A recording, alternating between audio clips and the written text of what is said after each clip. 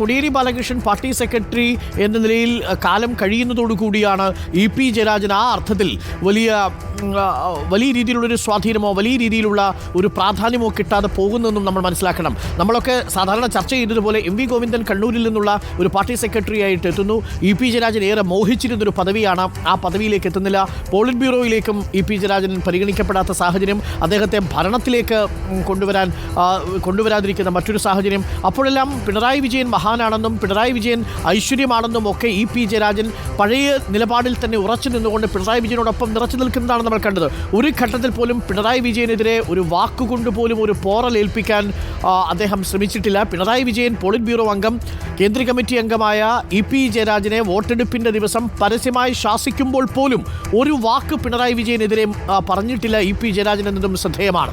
അതായത് പാർട്ടിയിൽ EP ജയരാജനെ ഒടുവിൽ പിണറായി വിജയനും കൈവിടുകയായിരുന്നോ ശ്രീജിത്ത്? കാരണം നമുക്കറിയാം MV ഗോവിന്ദനും P ജയരാജനും EP ജയരാജനുമായിട്ടുള്ള നീരസം എന്താണ്, ആ രാഷ്ട്രീയം എന്താണ് എന്നുള്ളത് കണ്ണൂർ രാഷ്ട്രീയം നിരീക്ഷിക്കുന്ന ഏതൊരാൾക്കും വ്യക്തമാകുന്നതാണ്. പക്ഷേ പിണറായി വിജയനോടൊപ്പം സ്വന്തം വീട്ടിൽ ഭക്ഷണം കഴിച്ച് ഏറ്റവും അടുത്ത ബന്ധുക്കളെ പോലെ രാഷ്ട്രീയത്തിനും അപ്പുറമുള്ള സൗഹൃദം കാത്തു സൂക്ഷിച്ച EP ജയരാജനെ ഒടുവിൽ പിണറായി വിജയനും കൈവിടേണ്ടി വരുന്നൊരു സാഹചര്യം എങ്ങനെയാണ് ഉണ്ടായത് ശ്രീജിത്ത്?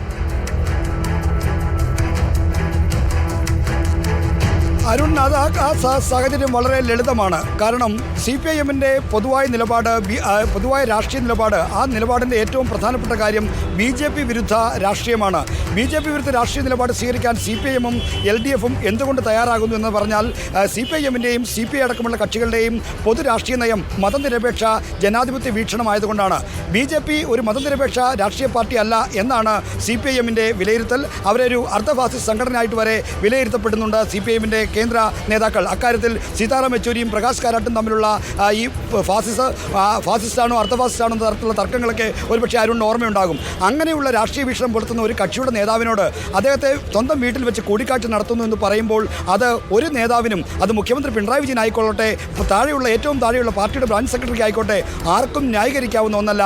അത്രയ്ക്ക് പാർട്ടിയുടെ നയവും നിലപാടുകളും വെച്ച് നോക്കുമ്പോൾ അക്ഷന്തവ്യമായ, ഒരിക്കലും നീതീകരിക്കാനാവാത്ത, പൊറുക്കാനാവാത്ത ഒരു രാഷ്ട്രീയ പിഴവാണ് EP ജയരാജൻ ഉണ്ടായത്. കാരണം മറ്റാരുമല്ല EP ജയരാജൻ. LDFിൻ്റെ കൺവീനറാണ്, CPIMൻ്റെ കേന്ദ്ര കമ്മിറ്റി അംഗമാണ്.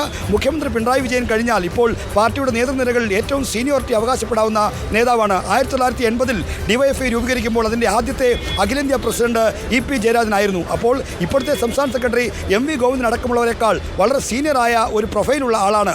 EP DYFIയുടെ അഖിലേന്ത്യാ സെക്രട്ടറി ആയിരിക്കുമ്പോൾ ഇന്നത്തെ സംസ്ഥാന സെക്രട്ടറി MV ഗോവിന്ദൻ DYFIയുടെ ആദ്യ സംസ്ഥാന പ്രസിഡന്റ് മാത്രമായിരുന്നു എന്ന കാര്യം കൂടി നമ്മൾ ഓർക്കണം. അപ്പോൾ അത്രയ്ക്കും നേതൃനിരത്തിൽ പാർട്ടിയുടെ ഉന്നത ശ്രേണികൾ പ്രവർത്തിക്കുന്ന ഒരാൾക്ക് എങ്ങനെയാണ് ഈ രാഷ്ട്രീയമായ പിഴവ് സംഭവിച്ചത്? ആ പിഴവിന് അദ്ദേഹം കൊടുക്കേണ്ടി വന്ന വിലയാണ് ഇപ്പോൾ സംഭവിച്ചുകൊണ്ടിരിക്കുന്ന കാര്യങ്ങളെല്ലാം. ഒരർത്ഥത്തിൽ ശ്രീജിത്ത്, നമ്മൾ നേരത്തെ പറഞ്ഞതുപോലെ ഒരു പകുതി പ്രജ്ഞയിൽ നിഴലും നിലാവും എന്ന് താങ്കൾ വളരെ മനോഹരമായി കാവ്യാത്മകമായി നിരീക്ഷിച്ചതുപോലെ വളരെ നിഷ്കളങ്കനായ EP ജയരാജനെ പലപ്പോഴും നാക്ക് ചതിക്കുകയായിരുന്നു എന്ന് തോന്നുന്നു. ഇതല്ലായിരുന്നെങ്കിൽ ഇപ്പോൾ 1987-ൽ EP ജയരാജനും പാർട്ടിയുടെ അഖിലേന്ത്യാ പ്രസിഡന്റ് ആകുമ്പോൾ അന്ന് സംസ്ഥാനത്തെ പ്രസിഡന്റ് മാത്രമാണ്, സംസ്ഥാനത്ത് സെക്രട്ടറി സ്ഥാനത്തേക്ക് വരികയാണ്, സംസ്ഥാന പ്രസിഡന്റ് സ്ഥാനത്തേക്ക് വരികയാണ് ചെയ്യുന്നത് നമ്മുടെ MV ഗോവിന്ദൻ. പക്ഷേ പിന്നീട് കാലചക്രം മാറി. ഇന്ന് EP ജയരാജൻ കേന്ദ്ര കമ്മിറ്റി അംഗം മാത്രമായി തുടരുന്നു. പാർട്ടി സെക്രട്ടറി പദവി MV ഗോവിന്ദന് ലഭിക്കുന്ന സാഹചര്യവും ഉണ്ടായി. ഒരുപക്ഷെ നാക്കുപിഴ ഉണ്ടായിരുന്നില്ലെങ്കിൽ പാർട്ടിയുടെ ജീവിക്കുന്ന രക്തസാക്ഷി എന്ന ക്രെഡിറ്റ് അവകാശപ്പെടാം, അല്ലെങ്കിൽ ഈ പറയുന്ന ഒരു പ്രതിച്ഛായുള്ളത് രണ്ടു നേതാക്കൾക്കാണ്. അതിലൊന്ന് P ജയരാജനും മറ്റൊന്ന് EP ജയരാജനുമാണ്. രണ്ടുപേർക്കും വ്യത്യസ്ത കാരണങ്ങളാൽ പാർട്ടിയിൽ എത്തിപ്പെടാവുന്ന പരമാവധി സ്ഥാനങ്ങളിൽ എത്തിപ്പെടാൻ കഴിയാത്തൊരു സാഹചര്യമുണ്ടായി. ഒരുപക്ഷെ നാക്ക് ചതിച്ചില്ലായിരുന്നെങ്കിൽ EP ജയരാജൻ ഇന്ന് പാർട്ടി സെക്രട്ടറിയായി പോളിറ്റ് ബ്യൂറോ അംഗം എന്ന നിലയിൽ തന്നെ പാർട്ടിയിൽ തുടർന്നേനെ, അല്ലേ ശ്രീജിത്ത്? തീർച്ചയായും അരുൺ സൂചിപ്പിച്ചു തന്നെയാണ് അതിൻ്റെ ശരിയായ നിരീക്ഷണം. കാരണം അദ്ദേഹത്തിന് നാക്കുപിഴ ഉണ്ടായിരുന്നില്ലെങ്കിൽ, അദ്ദേഹത്തിൻ്റെ നടപടികളിൽ പിഴവുണ്ടായിരുന്നില്ല എങ്കിൽ EP ജയരാജൻ നിശ്ചയമായും കോടിയേരിക്ക് പിന്നാലെ CPIMൻ്റെ സംസ്ഥാന സെക്രട്ടറിയായി ഉയർന്നു വരുമായിരുന്നു. 2015-ൽ ആലപ്പുഴ സംസ്ഥാന സമ്മേളനത്തിൽ കോടിയേരി പിണറായിയിൽ നിന്ന് സംസ്ഥാന സെക്രട്ടറി പദവി ഏറ്റെടുക്കുമ്പോൾ തന്നെ EP ജയരാജനും ഒരു ഈക്വൽ കണ്ടസ്റ്റൻ്റായി എന്ന് നമുക്ക് ചൂണ്ടിക്കാണിക്കാൻ കഴിയും. എന്നാൽ പോളിറ്റ് ബ്യൂറോ അംഗം എന്ന നിലയിൽ കോടിയേരിക്ക് കൂടുതൽ പ്രാമുഖ്യം കിട്ടുകയാണ് ആലപ്പുഴയിൽ ചെയ്തത്. മാത്രമല്ല പിണറായിയുടെ ഒരു നാച്ചുറൽ സക്സസർ എന്ന നിലയിൽ കോടിയേരി അവിടെ നിന്ന് നേതൃനിരയിലെ ആ ശ്രേണിയിലേക്ക് വരികയുമായിരുന്നു. എന്നാൽ ഇ പി ജയരാജൻ കോടിയേരിയോളം ഒട്ടും പിന്നിലല്ല. അത് അനുഭവ സമ്പത്തിൻ്റെ കാര്യത്തിലും രാഷ്ട്രീയ പാരമ്പര്യത്തിൻ്റെ കാര്യത്തിലും ഒന്നും പിന്നിലല്ല.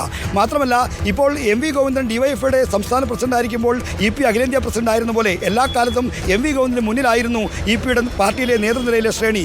2000 പാർട്ടി സമ്മേളനത്തിലാണ് കണ്ണൂർ ജില്ലാ സെക്രട്ടറി സ്ഥാനം ഒഴിഞ്ഞ് ഇ പി ജയരാജൻ സംസ്ഥാന നേതൃത്വത്തിലേക്ക് വരുന്നത്.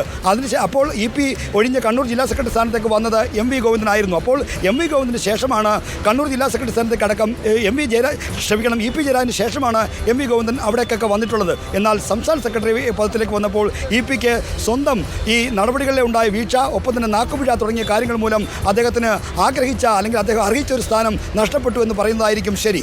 അതായത് പാർട്ടിയുടെ വഴികളിലെല്ലാം ഈ എം വി ഗോവിന്ദൻ മാഷിന് മുൻപേ നടന്നയാളാണ് ഇ പി ജയരാജൻ എന്നതാണ് ഏറെ ശ്രദ്ധേയമായ കാര്യം. പക്ഷേ അപ്പോഴും അർഹിക്കുന്ന പ്രാധാന്യവും പിന്തുണയും പാർട്ടി കൊടുത്തോ എന്നൊരു വിമർശനം ഒരുപക്ഷെ അദ്ദേഹം ഇനി വരും കാലങ്ങളിൽ ഉയർത്തിയേക്കാം. പക്ഷേ അന്നും ഇന്നും പാർട്ടിയെ വിട്ട് ഒരു വാക്കുപോലും പറയാത്തയാളാണ് ഇ പി ജയരാജൻ എന്നതാണ് ഏറെ ശ്രദ്ധേയമായ കാര്യം. അതിലേറെ ശ്രദ്ധേയമായതും വിഭാഗീയത കത്തി നിൽക്കുന്ന സമയത്തും പ്രേക്ഷകർക്ക് അറിയാവുന്നതുപോലെ തൃശ്ശൂരിൽ ഇതുമായി ബന്ധപ്പെട്ടുകൊണ്ടുള്ള വിവാദങ്ങൾ കത്തി നിൽക്കുന്ന സമയത്ത് പാർട്ടി ഇതിൻ്റെ അന്വേഷണ ചുമതല ഏൽപ്പിക്കുന്നതും അതിനുശേഷം ഔദ്യോഗിക പക്ഷത്തോടൊപ്പം എങ്ങനെയാണ് ഇ പി ജയരാജൻ നിൽക്കുന്നതെന്നും പ്രേക്ഷകർക്ക് അറിയാവുന്നതാണ്. പിണറായി വിജയൻ ഈ നാടിൻ്റെ ഐശ്വര്യമാണ് എന്ന് പറയുന്ന ഇ പി ജയരാജനെയാണ് പ്രേക്ഷകർ കാണുന്നത്. ഒരു ഘട്ടത്തിലും പാർട്ടിയെ തള്ളിപ്പറയാൻ തയ്യാറാകാതിരുന്നു ഇ പി ജയരാജൻ എന്ന ശ്രദ്ധേയമാണ്. പക്ഷേ